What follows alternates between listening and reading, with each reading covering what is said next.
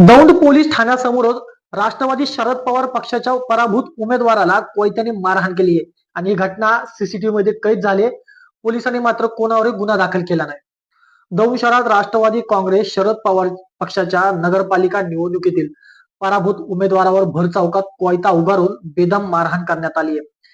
वैयक्तिक कारणावरून जमाव करून दौंड नगर परिषद निवडणूक लढवणाऱ्या अफ्ताब सय्यद या उमेदवाराला दौंड पोलीस ठाण्यासमोर बेदम मारहाण करण्याचा धक्कादायक प्रकार समोर आलाय. हा सगळा प्रकार सीटीव्ही मध्ये कैद झालाय. भर चौकात मारहाण आणि धिंगाणा घालणाऱ्या टोळक्यांवर मात्र पोलिसांनी अद्याप कोणतीही कारवाई केली नाही. त्यामुळे आता पोलिसांनी का कारवाई केली नाही? ज्या व्यक्तीला मारले त्या व्यक्तीने तक्रार दिली नाहीये का? अशी काय जी जी घटना घडली ती पोलिसांपर्यंत पोहोचलीच नाही का?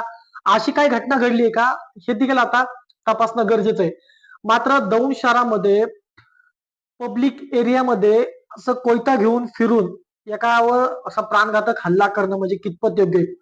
पण या सगळ्या पद्धतीने ह्या सगळ्या घटनेवर असून दिसून येत आहे की दौंड शहरामध्ये पोलीस प्रशासनाचा मात्र धाकच राहिलेला नाहीये. नेमकी आता पोलीस प्रशासनाचा धाक राहण्यासाठी आता कशा पद्धतीनं या सगळ्या घटनेकडे पोलीस प्रशासन पाहतंय आणि कशा जो प्रकार घडलाय त्या प्रकरणासंदर्भात जे काही दोषी असतील त्यांच्यावर कारवाई होतीये का?